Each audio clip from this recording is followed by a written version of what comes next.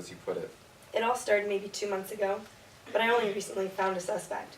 The drugs have been pouring in, and I have been calling the police repeatedly to look into it, but they have seemed a little useless. I took matters into my own hands and waited at the high school for a few days to watch for any suspicious behavior, and I found an elderly couple handing out drugs to the worst kids on campus. If anyone is selling drugs on campus, it'd be those boys, and they are getting the drugs from an elderly couple. I just know it.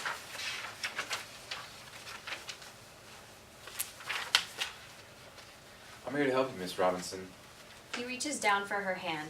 She looks down at it, but doesn't try to move away. Promise me that you'll do all you can to get rid of the drugs on this campus, and I'll make sure it's worth your while. There's a pause as the two lock eyes and reach an unspoken agreement. Whatever is best for the kids, right? I'm going to make sure to catch those white-haired drug dealers, and they're going to be sorry they were ever born.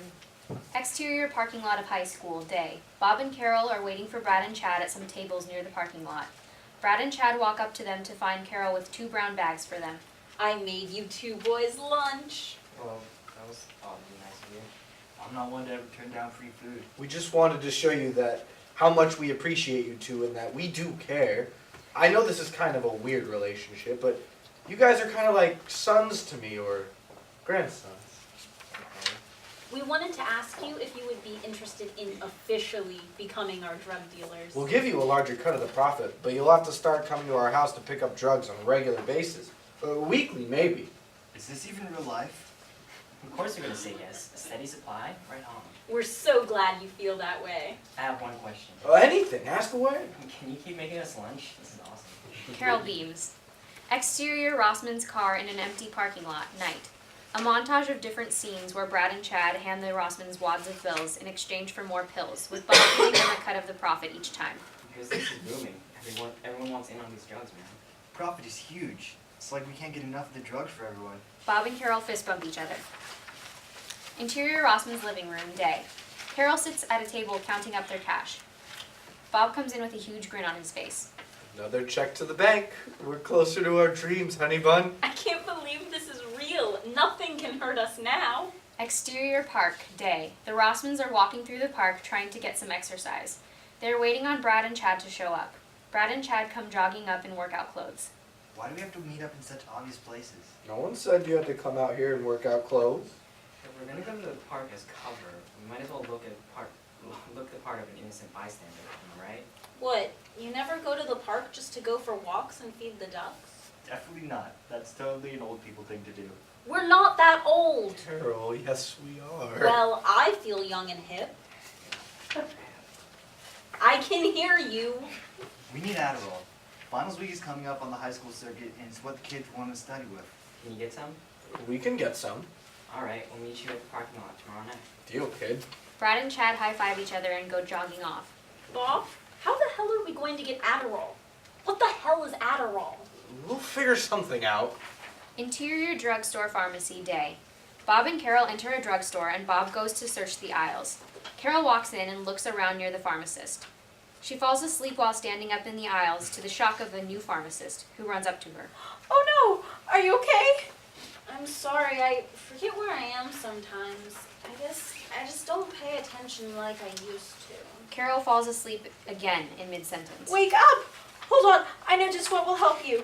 Come up to the front counter. Don't go to sleep again. She carefully walks up with Carol to the front counter and then runs to the back to write up a prescription. Here, take this Adderall. It'll keep you awake.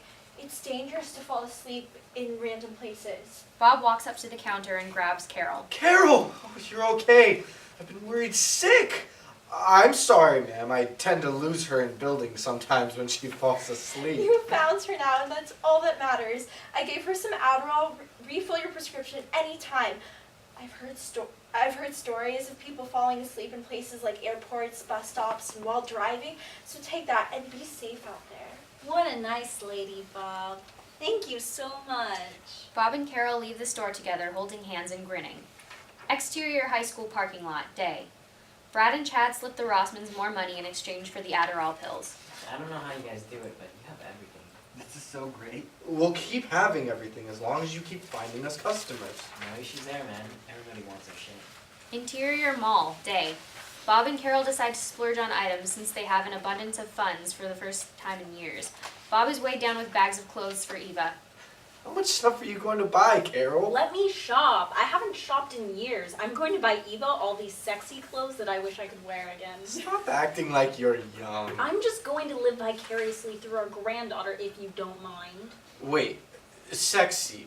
No, that's the last thing we want. Eva to look sexy. Sexy means sex. Sex means babies. Exactly. I want grandkids. Ugh. We'll buy stuff for you too. I didn't like shopping when I was younger, and I still don't like shopping now. Live a little. You're not getting any younger. Carol runs off into another store with Bob huffing and puffing his annoyance trailing behind her. Interior kitchen, day. Bob and Carol are alone at home, ecstatic over their recent successes and feeling like they are invincible. Carol is washing dishes as Bob comes into the kitchen. Oh, Bob, look at all of this. It's just like when we first got married and went on our spending spree. I feel so alive. I am definitely feeling younger, if you know what I mean. He pinches her butt playfully. Bob, Come on, Carol, live a little. but in the kitchen? In the middle of the day? There's nothing stopping us. Except our neighbors. What if I want them to see? Oh, Bob, that's so weird. Just let it happen. He reaches for her and they start kissing in the kitchen in the middle of the day. Bob picks up Carol and they start having hot, steamy old people sex on the kitchen counter. They make moaning and grunting sounds. Interior Mrs. Robinson's bedroom, day. Sounds of Mrs. Robinson and Mike Michaels having sex. Afterwards, he stays in bed with her as she cuddles with him. So where's your husband anyways? Another business trip. He's almost never home. And your kids? They are also never home. It's just me, all alone. You're definitely not alone now. No, I am not. May I ask you why you're so hell-bound busting these old people? I love my kids, Mr. Michaels. Fair enough, Miss Robinson. She goes in for a long kiss with Mike and sighs happily. I should probably be getting back to work now. Drop by anytime. He gets out of bed and starts putting on his clothes. Sophia, I forgot to ask. I'm still in the case of the drugs at school, and I need to know if you know anything else about the old couple that's dealing drugs. Who are the boys that they're working with? I can't believe I never thought to give you their contact information. My son used to be friends with them. He has their numbers. Their names are Brad and Chad Taylor. Exterior house party, night. Bob and Carol stand in front of a house party where they are supposed to meet Brad and Chad to sell a bunch of drugs. I don't understand why you made such a big fuss about going to this house party. I'm sure we could have met Brad and Chad somewhere else, you know. I haven't seen one of these crazy shindigs in years. A group of teenagers eyes the Rossmans out on the lawn. A brave teenager decides to walk up to them alone.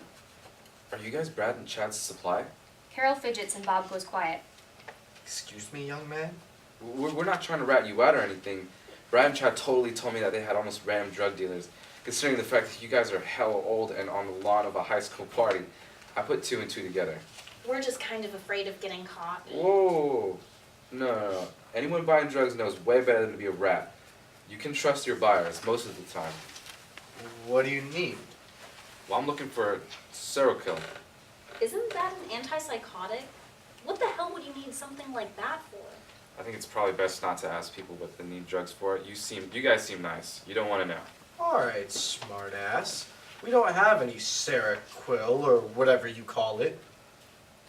Well, I'm looking for strong shit right now. I'm not sure we have anything you're interested in. Alright, that's fine. Just let me know if you find anything. Here's my card. You have a business card? It's a necessity these days. But you're only in high school. Like I said, don't ask questions that you don't want answers to. The teenager walks away. Why in the hell does that little kid have a business card? I don't even have a business card. Interior dark hallway at house party, night. Brad and Chad are walking through the dark hallway. Brad is excited about his idea. I'm just saying, man, it's the smart thing to do. I guess I get what you're saying. We're the middlemen, but we don't have to be. Check it out. Brad knocks on the bathroom door and then opens it and enters. Interior bathroom at house party, night. The two flick the light on and Brad goes to the medicine cabinet. He opens it and pulls a bottle from it. Do you know what this is? The label says Percocet, so that's what I'm gonna go with. Brad gives him a hard look. You're right. It's exactly right. And the best part is that this is not in use. No one uses this. It just sits there and no one uses it. So you're saying that we can sell that, but what happens when that runs out? We'll just jack what we can from other people's houses and shit. Plus, we can swipe a few here and there from mom's anxiety meds. Dude, I'm down. What now? Screw it, let's go sell some drugs. Let's go sell some drugs. They bump chests. Interior house party night. Bob and Carol are still at the party and are standing near the door by the snack table. Even in their newfound youth, they are not comfortable in this environment. This is not going well. We're supposed to meet Brad and Chad here. We can't leave without finding them. We stick out like a pair of sore thumbs. They look over at a scrawny, oily teenager who clearly does not belong at the party. He is hovering near them in an effort to no longer be alone. Things could always be worse. What could be worse than this? Bob sees Eva across the party with some friends. He taps Carol's shoulder and points at Eva. It could get way worse. We need to go now. Come on. Bob and Carol turn in a hasty manner and head towards the kitchen, throwing a quick glance over their shoulder. Ladies and gentlemen, we will now take a 15-minute intermission.